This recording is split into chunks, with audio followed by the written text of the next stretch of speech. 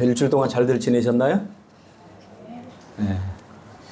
오늘 이 말씀 중심에서 주께서 내 마음을 넓히시면, 주께서 내 마음을 넓히시면 이라는 제목으로 하나님 말씀 증거하겠습니다.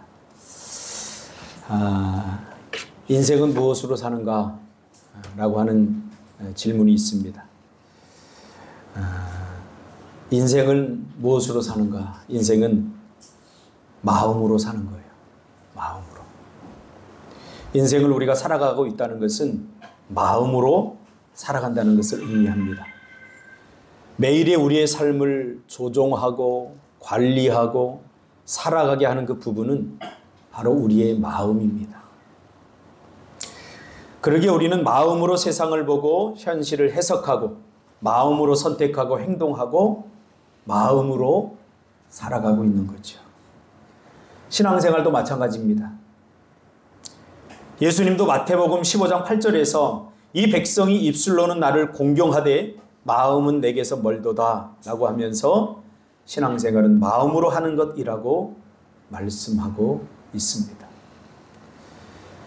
하루를 시작하기 전에 일어나서 아무 생각 없이 회사로 출근하고 또 끝나고 집에 다시 돌아오고 여기에 마음이 들어가지 않으면 마치 자신이 기계처럼 느껴질 겁니다.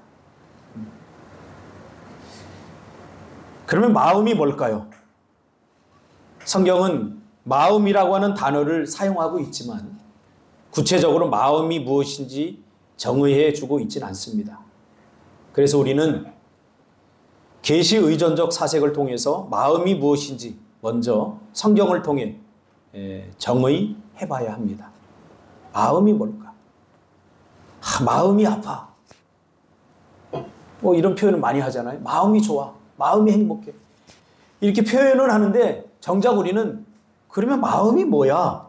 라고 질문하면 글쎄 마음이 뭘까? 잘 모르는 거죠. 저는 심리학을 전공을 해서 마음으로 표현할 수 있는 단어가 한 40가지 정도 됩니다. 그렇게 복잡합니다. 그러나 이것을 다시 성경으로 가지고 와서 필터링해서 보니까 마음을 이렇게 우리가 정의할 수 있어요. 물론 이 마음이라고 하는 말은 굉장히 광범위하고 포괄적 의미이기 때문에 무엇이 마음이다라고 단답형으로 정의할 수 없지만 성경을 통해서 드러난 마음에 관한 말씀들을 종합해 보면 눈에 보이지 않는 생각, 기억, 감정, 이성 등의 그 외에도 40가지가 있어요. 보이지 않는 정서, 감정 이게 다 들어가요. 그런 정신적 활동을 우리는 마음이다 라고 정의할 수 있습니다. 생각, 기억, 감정, 이성 등의 눈에 보이지 않는 정신적인 활동을 우리가 마음이라고 이렇게 부릅니다. 그리고 무엇보다 이 마음은 우리의 영혼을 담아내는 그릇입니다. 우리의 영혼이 어디에 담겨? 우리에 담기죠. 우리가 이렇게 표현하는데 정확히 말하면 우리의 마음에 담기는 거예요. 그래서 마음은 영이 아니라 눈에 보이지 않지만 혼적인 부분입니다. 우리의 영을 담는 그릇 역할을 하는 거죠. 그래서 잠언 18장 14절에서 잠언 기자는 사람의 마음은 그의 병을 능히 이기려니와 마음이 상하면 그것을 누가 일으키겠느냐라고 말합니다. 서울대학병원, 삼성병원 이런 곳에서 제 친구 목사가 하나가 웃음 치료를 합니다. 주로 암에 걸렸거나 불치병에 걸린 집단들을 이렇게 모아놓고 웃음 치료를 해요. 그 친구가 몇 달 전에 제주 와서 저하고 이야기를 하던 중에 그런 얘기를 하더라고요. 병도 내가 해보니까 마음먹기에 달렸더라. 거의 다 죽어가던 사람도 매일 웃으라고 이야기하고 웃음 치료에 들어가고 하나님의 말씀을 전해주니까 살아나더라. 그러면서 자기가 30년 정도를 이 일을 해왔는데 옛날부터 저하고 레크레이션 같이 했었거든요. 이게 참 사람이 마음먹기에 달렸더라. 그런 얘기를 했습니다. 그래요. 사람의 마음은 그의 병을 능히 이기려니와 마음이 상하면 그것을 누가 일으키겠느냐? 내가 불행하다고 생각하는 것, 정말 불행하기 때문이 아니라 내 마음이 그렇게 생각하는 거예요. 아, 이건 안 돼. 정말 안 되는 일이 존재하는 것이 아니라 내 마음에서 이미 이건 안 되는 거야 라고 포기했기 때문에 그런 거예요.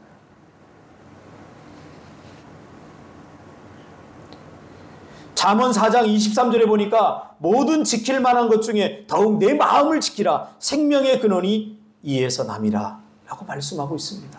성경이 뒷받침해주고 있지 않습니까? 마음이 너무너무 중요하다는 거예요. 우리의 죽고 삶도 하나님의 손에 달려있지만 하나님은 우리의 마음을 보신다는 거예요. 우리가 할 수 있냐 없냐 이것도 어떤 상황과 능력을 보는 게 아니라 하나님께서 우리의 마음을 본다는 거예요.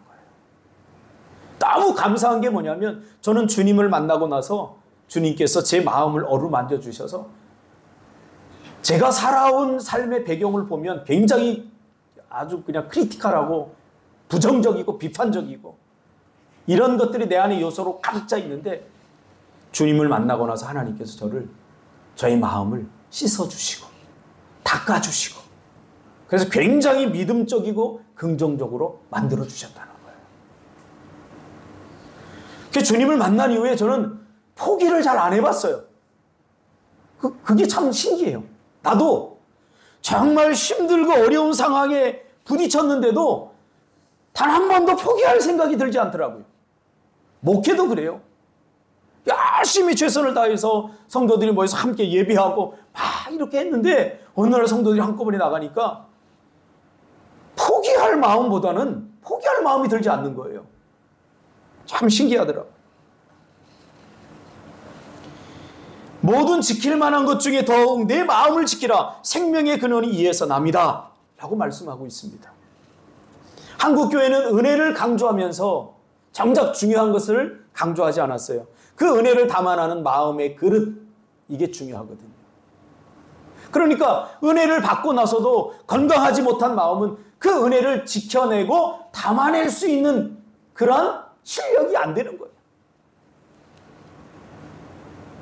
그러니까 무릇 지킬 만한 것 중에 더욱 내 마음을 지키라. 이 말은 생명의 근원이 이에서 남이라고 하는 이 말씀은 인격적이고 정서적인 의미로 받아들여서 마음은 성품이다. 사람의 마음을 수련하고 갈고 닦아야 된다. 이렇게 도덕적이고 윤리적이고 성품적으로 가면 안 된다는 거예요.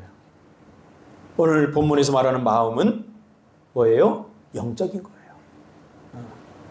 오히려 이것을 도덕적이고 윤리적으로 마음을 받아들이면 죄책감만 더할 뿐입니다. 조금 잘못하면 나는 나쁜 사람이야. 나는 좋은 사람이야. 이렇게 선악으로 마음을 분류하게 되는 거지. 오늘 본문에서 나오는 이 마음이라고 하는 말은 주님께 부탁하죠. 주께서 내 마음을 넓히시면 이렇게 나오죠. 여기서 마음은 구속사적이고 구원론적 배경 속에서 이해를 해야 됩니다. 죄를 지은 이후 우리의 영은 죽었습니다. 영이 죽었다는 것은 영이 죽으니까 결국 마음도 영의 도움을 받지 못해서 심하게 병들고 삐뚤어지고 왜곡되어져 버렸습니다.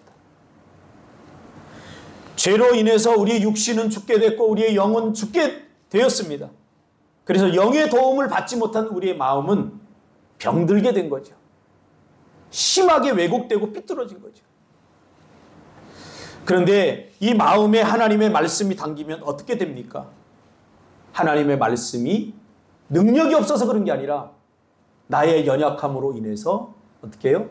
말씀이 말씀답지 못하게 되는 거예요. 은혜가 참다운 은혜의 역할을 못하게 되는 거죠. 그래서 은혜 받을 때는 너무나 좋은데 삶으로 가보면 이 은혜가 오래가지 못해요. 하나님의 은혜의 문제가 아니라 내 마음의 문제인 거죠.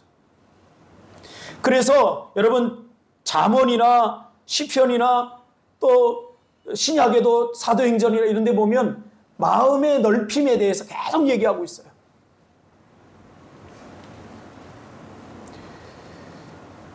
우리의 영은 아주 세밀하고 예민합니다. 약하다는 얘기가 아니라 우리의 영은 아주 수준 있고 질적으로 굉장히 센시티브한 예민함을 갖고 있다는 거예요. 예민함. 이게 무슨 말인지 아마 한국교회 기독교 초창기에 은혜를 받아본 사람들은 아마 알 거예요. 이게 무슨 얘기인지. 영적이라고 하는 것은 굉장히 센서티브한 거예요. 그게 자칫 잘못하면 무당처럼 보여질 수도 있어요. 우리 어머니도 가끔 저한테 오늘은 물가에 가지 말아라 그래요. 우리 어머니는 뭐 사주팔자 본 분도 아니고 그래요. 근데 그때는 그게 굉장히 좀 샤머니즘적으로 들렸어요. 오늘은 친구 조심해라. 그러면 아니 무슨 내가 전 보고 나가는 것도 아니고 아니, 예수 믿는 사람이 왜 저래? 그랬어요. 근데 지금 나중에 제가 그 어머니가 하신 말씀들을 종합하고 살아온 경험을 통해서 제가 보니까 이게 굉장히 영적인 센서티브함 때문에 그렇더라고요. 뭐가 표현할 수 없지만 하나님이 주시는 마음이 있어요. 영적으로. 하나님의 이끄심이죠. 하나님의 인도하심이죠. 이것은 우리의 이성으로 깨달을 수 없어요. 하나님의 기름 부으심을 통해서 성령의 터치를 통해서 우리가 영에 민감하게 반응할 때에 그때만 우리가 알 수 있는 그런 부분들이에요. 저도 그래요. 기도할 때 가끔 나도 모르게 그냥 더 많이 기도하고 싶어요. 또 어떤 사람을 위해서 기도하면 이 기도 순서가 정해져 있는데 이 사람의 기도가 더 많이 되는 거예요. 그러면 이성적으로는 아니 내가 오늘 기도해야 될 분량이 있는데 그리고 끊을 수 있잖아요. 근데 안 끊어요. 그냥 성령의 인도하심을 따라 계속 그분을 위해서 기도해요. 그럼 아니나 다를까 그분이 어떤 어려움이 있었고 문제가 있었고 그런 것을 나중에 이제 알게 되죠.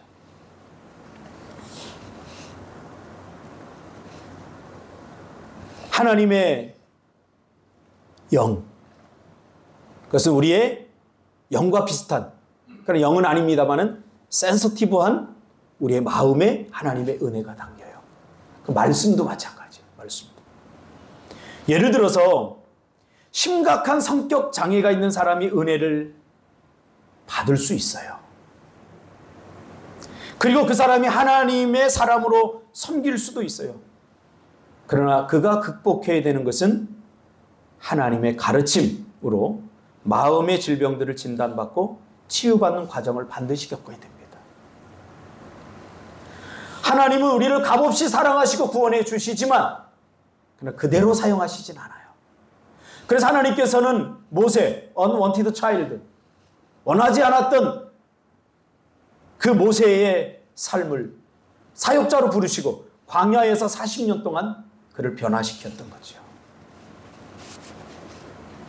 그래서 하나님은 우리를 부르시고 구원하는 데는 값없이 조건 없이 사랑으로 선택하고 구원해 주시지만 그러나 반드시 변화의 과정을 거쳐서 사역자로 사용하십니다. 성도다움도 마찬가지예요. 우리가 예수 믿는다고 그 다음 날부터 완전히 예수님처럼 변하나요? 그렇지 않습니다. 하나님은 우리를 변화시키기를 원하십니다. 그렇지 않으면 우리의 마음의 변화가 없으면 괴물이 됩니다. 주로 우리 노예에 이단을 전문적으로 연구하는 분이 한 분 계셨는데 제가 전에 노예에 있을 때 책도 여러 권 내셨는데 이분이 이단들을 연구하면서 그 발표한 책을 제가 읽었어요. 몇 권을 읽었는데 그 내용은 그래요. 이 사람들이 왜 이단이 되는가? 뭐 교리가 잘못됐다. 뭐 여러 가지 말할 수 있어요. 뭐 영을 잘못 받았다. 근데 보니까 거의 90% 이상이 마음의 문제예요. 하나님의 영을 받았는데 이 마음이 건강하지 못하니까 괴물이 돼버리는 거예요. 심리적으로 어떻게 해요? 가스라이팅을 하고 그래서 사람을 조종하고 헌금 안 내면 헌금 더 많이 내도록 그렇게 부추기고 이렇게 하는 건강하지 못한 방법이 나오는 거예요.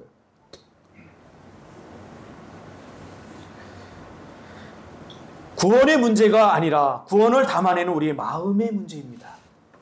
오늘 시편 기자는 단순한 시를 쓰고 있는 것이 아닙니다. 이 시를 통해서 우리에게 뭔가를 가르쳐 주려고 합니다. 시는 가르쳐 주는 게 아니라 느끼는 거잖아요. 정서적으로. 감동하는 거잖아요. 그런데 시편이 총 몇 편까지 있죠? 예? 예, 그래요. 150평. 우리 문행선 집사님처럼 바로 나와야 돼요. 글쎄, 몇 평까지 있더라. 내가 140 몇 평. 이러면 안 되고, 150편 다 나와야 돼요.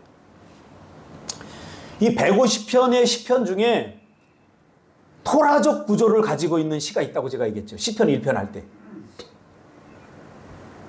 그렇죠. 그러니까 제가 설교하죠. 뭐 전혀 들어보지 못한 사람들, 제가 그랬잖아요. 시편 1편을 할 때 이 시편 1편은 토라적 구조를 가지고 있다. 토라적 구조는 뭐라고 그랬어요? 율법이 아니라 모든 하나님의 말씀의 가르침.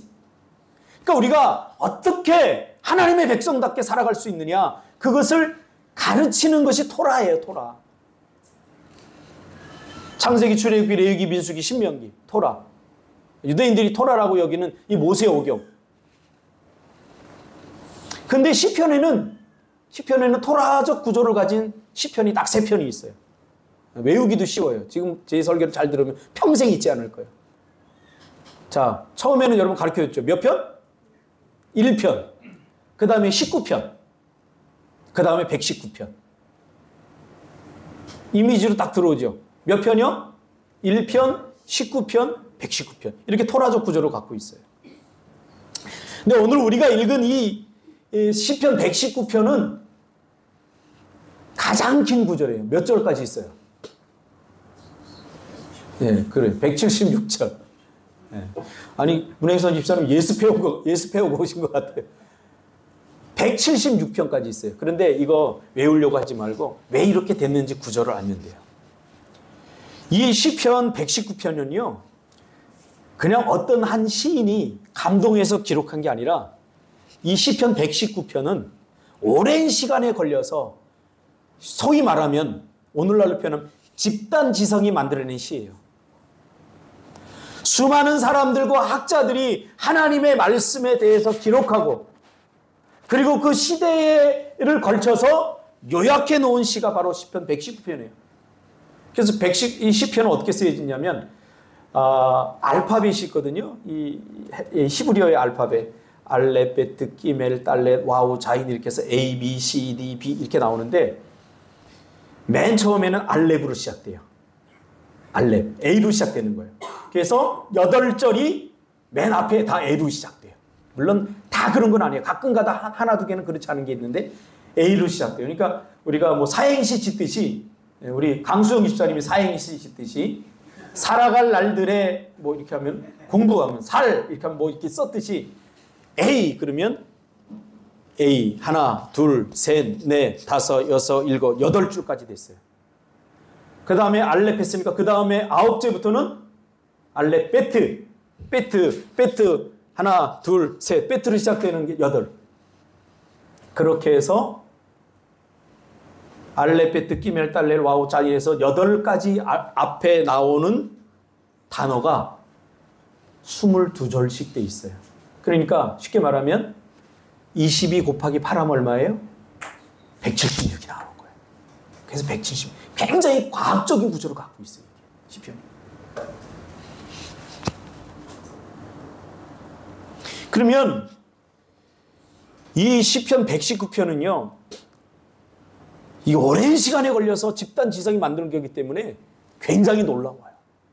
한 사람의 감정을 터치하고 한 사람의 이성을 터치해서 나온 시편이 아니에요. 시편 119편. 시편 119편은 하나님을 안다는 것이 무엇이고 하나님의 뜻대로 사는 것이 무엇인지 보여주는 거예요. 자, 토라는 뭐라고 그랬어요? 가르침. 근데 시는 가르침이 아니에요. 느낌이에요. 근데 토라적 구조를 가진 1편, 19편, 119편은 가르치는 거예요. 하나님을 안다는 게 뭐야? 나 하나님을 알아 그러잖아요. 나 송은만 집사님을 알아. 그럴 때 도대체 안다는 게 뭐야? 뭘 안다는 거야? 우리가 하나님을 알아 할 때 하나님을 안다는 것이 무엇인지에 대해서 가르쳐 주는 거고, 그 다음에 하나님을 알았으면 그 다음에는 하나님의 뜻대로 사는 것이 무엇인지 보여주는 게 바로 토라예요. 이 시편 1편과 19편과 119편에서 계속해서 말씀하고 있는 거죠. 시편은 우리의 아주 세밀한 감정과 정서까지 인간적인, 지극히 인간적인 정서와 삶의 애환 내지는 정서적인 표현들을 리얼하게 담아내고 있어요. 그러니까 유일하게 시편은 어떻게 아름답고 이쁘게 필터링 되지 않고 정말 감정에 충실하게 쓰지. 그래서 시편을 보면 욕도 나와요.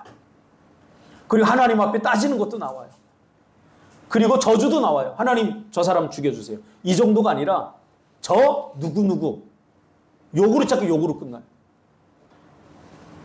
그러니까 인간의 가장 근본적인 감정들, 리얼한 감정들을 그대로 표현하고 있는 것이 시편이에요. 그러니까 토라가 담고 있는 내용은 뭐냐면 두 가지예요. 구원 이야기와 구원에 관한 구원 이야기를 왜 해주겠어요? 구원받으라고 해주는 거예요.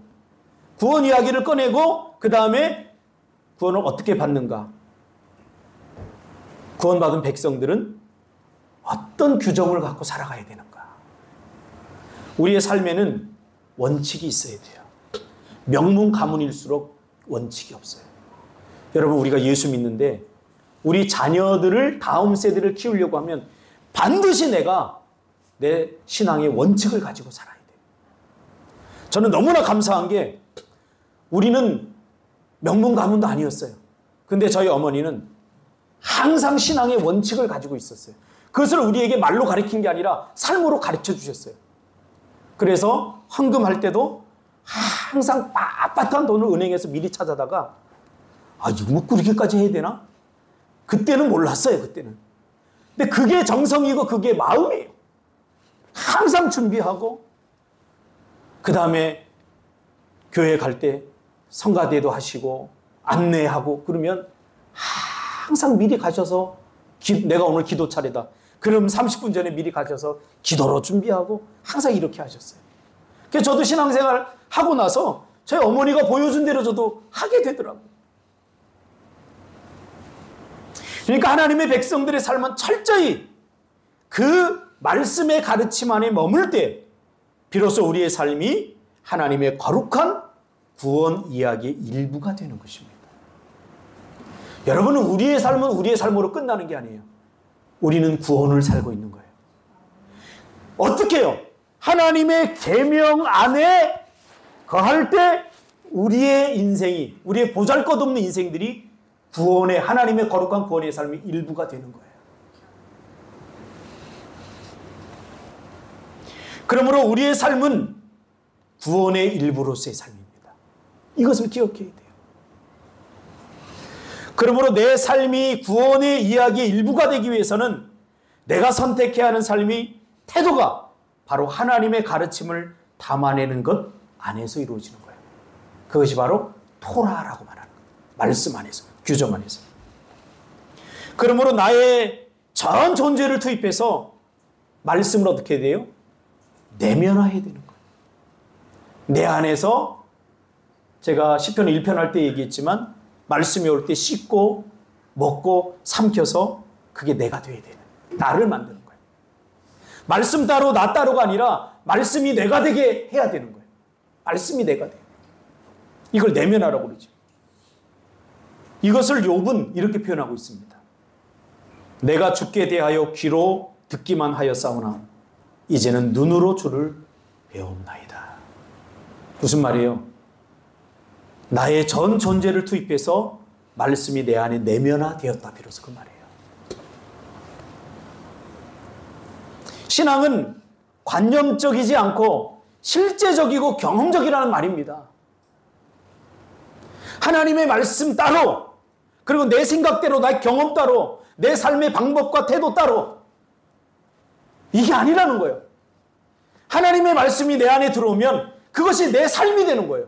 내 생각이 되고 내 말이 되고 내 행동이 된다는 거예요. 이게 내면화잖아요. 우리가 왜 힘들어요? 하나님의 말씀을 듣는데 이게 내면화가 안 되는 거예요. 그러니까 세상에서 가장 힘든 건 뭐냐면 세상에도 발을 한 발 디디고 교회에도 한 발 디딘 거. 이거 내면화가 안 되면 이거 힘든 거예요. 제가 오랫동안 아이들을 데리고 스키 캠프를 다녔습니다. 상담 캠프를 하면서 스키라고 하는 도구를 통해서 이 아이들을 이제 상담을 하는데 제가 스킬을 아이들을 가르쳐 보면요. 항상 문제가 뭐냐면 이게 생각이 두려움이 이게 딱 서서 딱 두 발로 서서 딱 해야 되는데 이게 안 되는 거예요. 내면화가 안 되는 거예요. 내가 말하면 이렇게 하면 돼. 그러니 손을 놓아. 그런데요. 내가 한 말 따로 자기의 두려움 따로 이렇게 생각하는 거예요. 그러니까 두려움의 문제가 뭐냐면 두려움이 있으면 내면화가 안 되는 거예요. 두려움은 하나님의 말씀이 내 안에 들어와서 씹고 먹고 해서 내 영적인 유전자가 되게 하는 일을 방해하는 것이 두려움이에요. 그렇잖아요. 두려움은 못하는 거예요. 왜 못해요? 명균 집사님이 저번 주에 간증했잖아요. 나눔했잖아요. 아, 이번에 도전해야 되는데 이번에도 또 도와주실까? 이럴 때 필요한 게 뭐냐면 제 욕이에요. 이 등신아, 하나님이 한 번만 도와주는 줄 아냐? 이렇게 욕 먹으면 정신이 번쩍 나서 하는 거죠. 근데 어떻게 해요? 제자들은 제가 욕할 수 있는데 제가 어떻게 어른들을 욕할 수 있겠어요? 욕하고 싶은 거 엄청 참아야죠. 신앙은 관념적이지 않고 실제적이에요. 기도하면 하나님 주셔요. 그러니까 욥처럼 하나님이 기도하면 주신대. 이런 생각은 뭐예요? 관념 속의 신앙이에요. 신앙은 신앙인데 관념 속의 신앙이에요. 그러니까 이런 사람들은 생각으로 만리장성도 싸고 생각으로 달도 가고 생각으로 전 세계를 전부 다 구원하기도 해요. 생각으로만. 그러니까 얼마나 힘들어요. 내려와야 돼요. 오늘 욥처럼 귀로만 듣다 이제 눈으로 봐야 돼요. 관념적인 신앙에서 실제적인 신앙. 기도해 보세요. 하나님 응답을 왜 안 해주셔요? 반드시 해주십니다. 오늘 우리가 믿음이 별로 없어요. 하나님을 알아가는 것도 역시 이해하고 그분을 섬기는 것도 머리와 관념 속에서 이루어지지 않고 인격과 관계 속에서, 삶 속에서 실제적으로 이루어지는 거예요. 제가 그랬잖아요. 이런 공동체를 꿈꾸고 이런 데서 이렇게 짓고 제가 같이 제자들하고 살겠다고. 여기 증인들이 있잖아요. 제가 개척하면서부터 이 설교를 했어요. 그러니까 관념적인 사람들이 이게 무슨 말인지 몰라요. 하나님이 어떻게 역사하는지 몰라요. 그러니까 그러려니 그래. 아이고 지금 전기세도 못 내는데 뭘 할 수 있겠어. 그러면서 다 측은하게 이러면서 바라봐요. 근데 됐잖아요.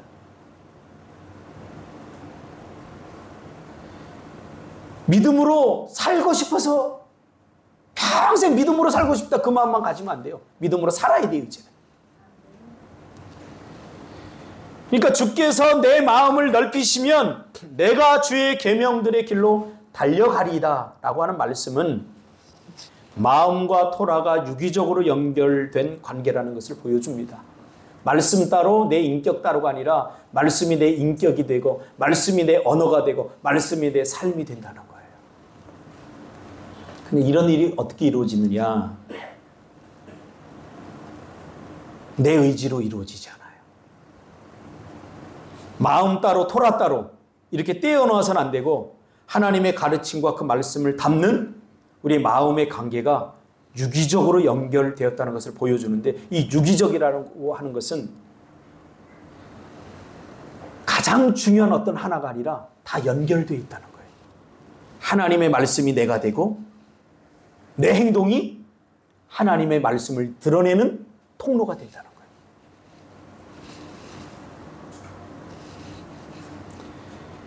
하나님의 가르침이 내 인격과 삶으로 내면화되기 위해서 중요한 것이 바로 마음이다. 이렇게 지금 이야기하고 있어요. 근데 우리의 마음이 내 뜻대로 잘 안 되잖아요. 내 뜻대로 잘 안 되죠. 그러므로 신앙의 출발은 먼저 내 마음을 포기해야 됩니다. 오롯이 내가 가지고 있는 내 마음을 포기해야 됩니다. 그리고 하나님의 말씀에 담겨져 있는 하나님의 마음을 내 안에 심어야 됩니다. 이게 굉장히 비유적이고 성경이 그래서 또 제 표현의 한계 때문에 정말 안타까워요. 저는 이게 무슨 말인지 알거든요. 하나님의 말씀이 내 안에서 내면화된다는 거. 내면화되기 위한 첫 번째 과정은 뭐냐면 내 마음을 포기해야 병든 내 마음, 상처로 가득한 내 마음, 온갖 삐뚤어지고 어긋난 내 마음을 포기해야 돼요. 부인해야 돼요. 부인. 그리고 그 마음에 하나님의 말씀으로 덧입혀진 새 옷, 새 마음이 정말 내 마음이다 라는 인식과 지향을 가져야 돼요. 우리 얼마나 많이 속는지 몰라요. 오늘 본문에서 뭐라고 그래요? 하나님이 내 마음을 넓히시면, 그런 말이 나오잖아요. 그러니까 이거 조건문이 아니에요. 이 말은 하나님이 내 마음을 넓히게 하려면 성경은 두 가지를 전제하고 있어요. 내 마음은 내가 넓힐 수 없어요. 내 병든 마음 내가 치유할 수 없어요. 누가 치료하면 하나님께서 하시는데, 하나님은 어떤 슈퍼맨적 힘으로 번개를 번쩍 쳐서 내 마음을 갑자기 변화시켜 주는 게 아니에요. 하나님은 이미 여러분의 마음을 변화시켜 주셨어요. 그러면 내 마음을 넓히는 것은 내 몫이에요. 이미 넓혀 주셨는데 그 넓혀진 마음을 우리의 삶 속에서 누리려면 우리가 두 가지를 해야 돼요. 두 가지를 기억해야 돼요. 첫째는 내가 하나님과 친밀한 관계의 삶을 계속해서 지향해야 돼요. 하나님과 친밀한 관계의 삶을 유지하기 위해서 애써야 돼요. 친밀하다는 건 무슨 말인지 알잖아요. 우리가 죄로 말미암아 서로의 관계가 갈등이 일어나고 친밀하지 않으면 서로 보는 것이 껄끄러워요. 함께하고 싶지도 않아요. 별로. 그러니까 친밀하다는 건 뭐냐면 늘 그분과 함께하고 그분과 모든 것을 다 나누는 거예요. 이런 삶을 지향해야 되는 거예요. 지향. 두 번째로는 끊임없이 그분의 뜻을 신음하고 추구해야 돼요. 하나님의 뜻이 뭡니까? 자꾸 내 뜻, 내 목표, 이거 내려놔야 돼요. 내려놔야 돼요. 끊임없이 그분의 뜻을 신음하고 추구해야 돼요. 제가 늘 강조하잖아요. 신앙은 결과가 아니라 지향입니다. 과정의 추구입니다. 결과는 하나님께 맡기고 나는 오늘 나의 목, 하루를 사는 것. 그것이 중요합니다. 그래서 신앙은 결론에 서지 말아야 됩니다. 저 사람 안 돼. 너 안 돼. 결론에 서지 말아야 돼요. 결론에 서 있다는 것은 결론은 하나님만이 내릴 수 있는 거예요. 우리 그렇게 결정한 사람들 아니에요. 결론은 하나님만이 내릴 수 있는 거예요. 우리는 그저 하루하루 주어진 삶을 살아요. 그리고 우리에게 가장 좋은 것을 주시는 분이 하나님이다라는 사실을 믿어야죠. 믿는 사람만 오늘을 성실하게 살 수 있는 거죠. 그러니까 우리 말도 조심해야 돼요. 하나님의 말씀이 내 안에서 내면화되지 않은 사람은 저 사람 나쁜 사람이야 하고 결론을 내립니다. 저 사람 나쁜 사람이야 하는 순간 내가 누가 돼? 내가 하나님이 되는 거예요. 이게 굉장히 무서운 거예요. 다 끝났어 하는 순간 하나님의 역할을 피니시해버리는 거예요. 그만하세요, 하나님. 끝났다니까요. 그러니까 하나님을 내 마음대로 조작하려고 하는 거예요. 그러니까 굉장히 중요한 거예요. 하나님의 말씀이 내 안에 내면화되면 하나님의 말씀이 뭐라고 하는지 성경을 연구하고 그것을 자꾸 받아먹고 하나님의 말씀이 이렇게 하라고 하는구나. 그리고 그것을 지향하는 거예요, 계속해서. 저는 지금까지 그렇게 살았어요. 내 안에서 수많은 이런 결론적인 이야기들이 나올 때마다 이걸 내려놓고 그러면 이 문제에 대해서, 이 사건에 대해서 하나님은 뭐라고 말씀하시는가? 성경은 뭐라고 말씀하시는가? 성경의 내용을, 성경의 스토리를, 성경의 단어를 내 안에다 집어넣고 입으로 고백하고 생각하고 묵상하고 내뱉었어요. 쉽지 않아요. 계속해서 내 안에 있는 나는 안 돼, 끝이야 라고 말합니다. 그럴 때마다 우리는 지향해야 됩니다. 하나님은 끝이라고 말하지 않았어요. 과정 속에 있는 사람은 해결하려고 하는 의지보다 해석하려고 하는 마음이 먼저입니다. 제가 조금 아카데믹한 설교를 하면 전부 다 무슨 얘기인지 이렇게 멀뚱멀뚱 보더라고요. 성경을 우리가 좀 봐야 돼요. 우린 인생 다 잘한 사람들 아닙니다. 과정 속에 있고요. 아직도 살아야 될 날들이 많습니다. 그래서 해결하려고 하는 마음보다는 내 삶에서 일어나는 모든 문제를 먼저 해석하는 것이 중요해요. 해결은 누가 하시냐면 하나님이 하시기 때문에 그래요. 근데 내가 자꾸 나서서 해결하려고 하면 이게 잘못돼요. 내 안에 있는 옛 자아, 내 안에 있는 내면화되지 않은 하나님의 말씀들이 나오는 것이 아니라 내 성격이 나오고 병든 내 마음이 나오게 되는 거예요. 분노가 나오고 화가 나오게 되는 거예요. 그래서 모든 걸 다 망쳐버리는 거예요. 내가 할 수 있는 권리는 뭐냐면 해석의 권리입니다. 그리고 해결은 하나님의 몫으로 남겨놓아야 합니다. 제가 미얀마 선교 시작할 때도 그랬어요.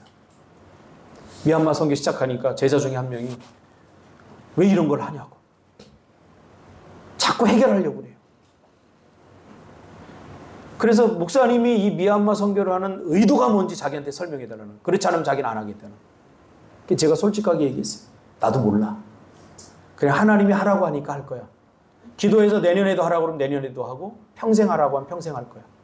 근데 왜 이 선교를 하필이면 미얀마 선교를 하라는지 나는 아직도 몰라 라고 이야기를 해줬어요. 몰라가 정답이에요. 그걸 대표적으로 보여주는 사람이 요셉 아닙니까? 요셉에게 일어난 일들을 여러분 다 해석이 됩니까? 해결하려고. 요셉은 해결하려고 하지 않았어요. 형제들한테 팔리고 버림받았어요. 해결하려고 하는 뭐가 생기냐면 해결하려고 하는 마음이 있으면 분노가 생기고 어떻게 해요? 복수심이 생기는 거예요. 요셉은 자기에게 일어난 모든 일을 해결하려고 하지 않고 그걸 해석했어요. 어떻게 해석했느냐? 내게서 일어나는 일들에 대해서 여기는 분명히 하나님의 뜻이 있는데 그 뜻은 계속 지향해 나가는 거죠. 인생의 어떤 순간에 이걸 딱 깨달은 게 아니라 계속 해석해 나가면서 마지막에 하나님께서 그 모든 문제를 해결해 주기 위한 해석이 가능하게 된 거죠. 뭐라고 그래요? 당신들이 나를 파는 게 아니라 하나님의 뜻이 나를 이곳으로 보낸 것이다 라고 이야기하는 거죠. 그 과정은 비록 자기가 원하는 것이 아니지만 하나님의 뜻이 나를 이곳에 보냈다. 하나님의 뜻이 뭐예요? 내 백성 이스라엘을 구원하기 위해서. 저는 그걸 믿어요. 상한 마음에서 나오는 좌절의 소리, 좁아지고 병든 마음에서 나오는 절규의 소리 듣지 마세요. 이제 내려놓으세요. 주께서 내 마음을 넓히시면, 이게 조건문이 아니라 시적 절규입니다. 이 시인은 내 마음이 넓어져서 하나님의 모든 말씀을 다 받아들이고 다 담았으면 좋겠는데 그렇지 못한 거예요. 그렇지 못한 자아를 성찰하면서 강력한 자기 부인적 고백입니다. 그 조건문이 아니에요. 시적 절규예요. 내 마음이 넓어졌으면. 그렇죠? 내 마음이 넓어졌으면 저 풀이 막 돋아나는데 제자들이 그걸 안 매더라도 허허허 웃을 수 있는데 내 마음이 좁아지니까 저 게으른 새끼들 이렇게 된다는 거예요. 지금 그 얘기를 하고 있는 거예요. 내 마음이 넓어지면 나에게 해를 가하는 저 사람을 그래 그럴 수 있지 하고 받아줄 수 있는데 이게 질병으로 이게 삐뚤어지고 배배 꼬이고 이렇게 되니까 자꾸 분노만 나오고 비판적인 것만 나오는 거예요. 진정한 복이 뭡니까? 마음이 넓어지는 거예요. 복을 구하지 마시고 내 마음을 넓혀달라고 기도하세요. 솔로몬이 지혜롭잖아요. 솔로몬이 지혜로운 것은 이 세상에 지금까지 태어났던 사람이 가장 지혜로운 사람입니다. 그 지혜로운 사람이 뭐라고 그랬어요? 지혜를 구했잖아요. 그러니까 하나님 뭐라고 그래요? 진정한 지혜는 내 마음이 넓어진 거다. 그래서 여러분 보세요. 하나님께 기도하고 나서 하나님께서 바닷가의 모래와 같은 헤아릴 수 없는 마음을 솔로몬에게 주었다라고 얘기하잖아요. 여러분 제발 마음을 넓히십시다. 네. 두 가지 방법 가르쳐줬잖아요. 지향하세요. 자꾸 세상적인 경험, 내가 알고 있는 지식 이거 자꾸 내려놓고 하나님이 뭐라고 하는지 이걸 자꾸 마음에 담고 그것을 내 삶에 추구하고 신음하고 드러내고 내면화시키는 이것이 우리의 신앙적 과제임을 잊지 않았으면 좋겠습니다. 기도하겠습니다.